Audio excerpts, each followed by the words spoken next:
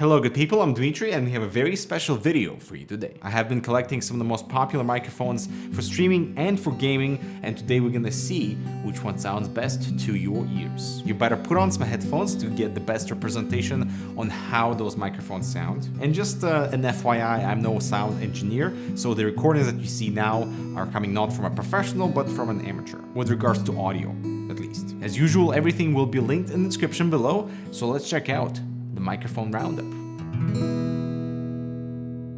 Say hello to proper airflow with Be Quiet Pure Bass 500DX, a compact mid-tower with a mesh front panel and three 140mm Pure Wings 2 fans that are silent and capable. Enjoy tasteful ARGB illumination, a Type-C port, and an easy case to work in. Check it out below. Welcome back. So I think we have a pretty diverse microphone collection, some budget stuff, some staples, and some surprisingly good quality mics in here too. So put on some headphones and enjoy. Let's cover some basic mics first. Like the fifth-in microphone is a condenser, comes with a user manual, a little stand for attachment, and a non-removable USB 2 cable. The volume at the front has nice resistance, controls the gain of the microphone, and there is no headphone jack. For $30, I'm really curious if you'll be able to hear the difference between the more high-end stuff, but given the current situation, this microphone is a lot more expensive. 50% markup at $45. We'll hear if it's worth it. The Mod Mic USB is always a nice addition to your favorite headphones. The magnetic clasp system is brilliant. We get the mute button down the cable that's perfectly in reach, and a dual microphone capsule for noise cancellation or broadcast quality. At $80, it's a compact solution. You just have to deal with the cable. Next up, we got a Razer Siren Emote microphone, and the only reason it's in here is because of that matrix LED that's facing the viewer. So it's the most engaging streamer microphone out there that can sync when you get a subscriber or bids or reaction. It is kind of pricey for voice quality at $129, but the basics are covered with a headphone jack and a mute switch and a headphone volume dial at the front. You will have to work with Razer Synapse to set everything up, and the LED matrix is pretty beautiful, but the voice quality is not there for $129. I have the two Yetis, the original and the Nano. Love the blue color, by the way. Both have headphone monitoring, mic mute, and headphone volume dial at the front, with a few more controls on the OG Yeti, like gain and 4 pickup patterns. The price difference is $30, which is totally worth it, as you'll hear. I really like the design of the HyperX Quadcast with that gorgeous red shine through. That is also the built-in pop filter. We have the capacitive mute switch up top, 4 pickup patterns, and a mini USB cable, just like the Yeti, with 0 latency monitoring. And my only complaint here is the gain dial at the bottom. That is super easy to just accidentally move out of place. At $139, it's a very good microphone that has built-in noise cancellation as well, and red makes your voice faster, of course. The noise cancellation is not aggressive. It's basically a built-in low-pass filter that cuts out anything that's super in the background. My surprise of the day microphone is the new Audio-Technica ATR 2500X USB. The Type-C cable is removable and easily accessible. The same with the headphone jack at the front with buttons for volume. The included tripod is kind of brilliant, and the microphone sounds incredible for $119. That is an easy recommendation, as you'll hear. The next two microphones are from Elgato, the Wave 1 and Wave 3. They use the same cardioid condenser capsule, so they should sound identical, although of course the Wave 3, being the higher end model, has the higher kilohertz range, but it really doesn't matter. The only difference are the controls, as the Wave 3 has headphone volume and input gain adjustment with monitor crossfade, while Wave 1 only has headphone volume control and push to mute, while the Wave 3 has that fancy capacitive mute button on top of the microphone. They both have 0 latency headphone jack and the Type-C connection with a long cable and a mic stand adapter. The Wave 3 is the most expensive in this roundup at $159 and $129 for Wave 1, but the icing on the cake is the driver software that's called Wave Link that is extremely powerful and is actually quite beneficial for streamers. It really lets you configure what you hear as a gamer, what you pass on to a different channel for the audience to hear as a viewer, and there's a lot of granularity. Is that a word? There's a lot of flexibility in what you can do with the software. It's awesome. And my last microphone here would be the Blue Amber, which is the only one that's not USB, so it's not exactly in the same category as the others, but it's only $99 and delivers a beautiful sound, which is why it's in this video. And so now that the features are out of the way, let's do a recording test with the guitar and then my voice.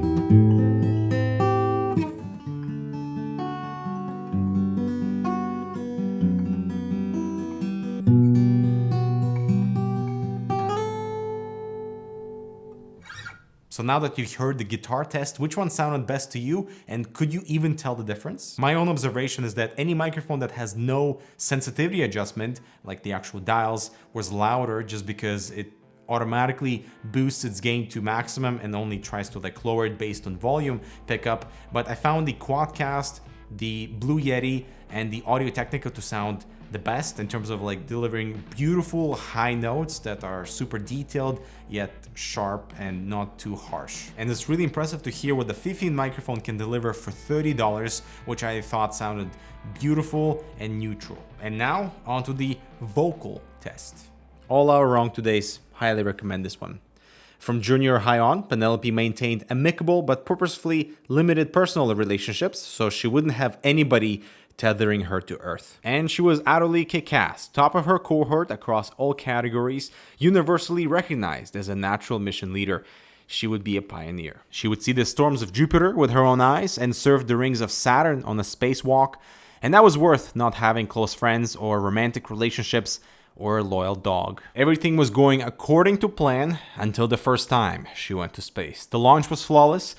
Penelope performed her functions with such precision they would have used it to teach incoming recruits how gloriously capable an astronaut can be. She was prepared, she was ready, she was perfect. Until she passed through the top layer of Earth's atmosphere and her mind went completely blank. There's a small subset of people whose cognitive functions get scrambled in outer space. Something about how the pressure change of the vacuum affects the bonds between the molecules in the neurons of their brains. No one's even sure why it happens, but Penelope was one of that subset. Somehow this fact eluded the years of rigorous screening. One moment she's deftly guiding the launch vehicle through the final atmospheric layers, seeing the gaping expanse of space for the first time, her heart beating in measured but ecstatic bursts, the happiest she's ever felt, and then nothing. She doesn't know who she is, she doesn't know where she is, she doesn't know what to do. Something in her basic constitution keeps her from having a panic attack, as most people would if they suddenly woke up piloting a goddamn spacecraft with a planet receding behind them. But she can't remember anything. The instrument panel she'd spent years mastering means nothing to her. Inscrutable acronyms printed over lights flashing in seemingly random patterns. So she stares out the viewing dome at the radiant vapor of stars smeared across the black canvas of space. And we're gonna finish with my favorite vocal microphone, the Blue Amber, plugged directly into my camera. I'm sorry, she said, but I'm not really sure where I am right now. Her co-pilot's just as well trained and keening with tiny flames of envy at how far ahead of them she'd always ranked, relieved Penelope of her duties. They had to abort the mission at no small expense because her unpredictable presence endangered everyone. And just like that, Penelope, the best of the best, became a threat. Fantastic book and read. Highly recommend this one. So based on what you just heard, did you pick out any particular microphone that sounded best to your ears? Obviously, the recording environment and how close you are to the microphone is actually quite important when it comes to a condenser microphone. So not being super far away, but being as close as possible to give you the best sounding example. For my tone, I find all the mics that add some bass complement my tone. So the Quadcast, the Blue Amber, of course, the Audio Technica, and the Wave 3, the Wave 1. And the only reason why the Wave 1 didn't sound as good is because my sensitivity and Wavelink in the driver software was cranked all the way up, which is what I did for the Wave 3, but turned down the actual gain on the microphone itself. But the Wave 1 just kind of carried over that same sensitivity, which is why it sounded so compressed, is because it was way too loud and it was trying to compensate. My least favorite sounding microphones was the Razer Siren Emote and surprisingly the Blue Yeti Nano. I find that it was natural but a little bit too harsh on the sensitivity, that it was boosting automatically, while the Razer microphone was kind of a bit too flat. In terms of noise cancellation, only the Wave microphones, the Audio Technica and the Quadcast have some like audible compression built in that mutes out some background noises, but it really is about your environment. Like if you're still typing on a keyboard and the microphone's on a table, you will 100% hear that, which is why it's important to position the microphone as close to your mouth as possible, lower the gain sensitivity, and play around with noise floor, noise gate in whatever software. I actually did a really cool video you can check out over here on how to improve your vocal quality for a gaming microphone, but it really applies to streaming microphones or these microphones as well. And so there you have it, my quick comparison on some of these really popular streaming microphones that you can utilize to improve your stream, your gameplay, your communications, whatever. I hope you enjoyed, and let me know which one sounded best to your ears, both in the music test and the vocal test. Yeah, I'm Dmitry, thanks so much for watching. Check out this other relevant content, subscribe for more, and as usual, everything will be linked in the description below. And yeah, I'll talk to you in the next video.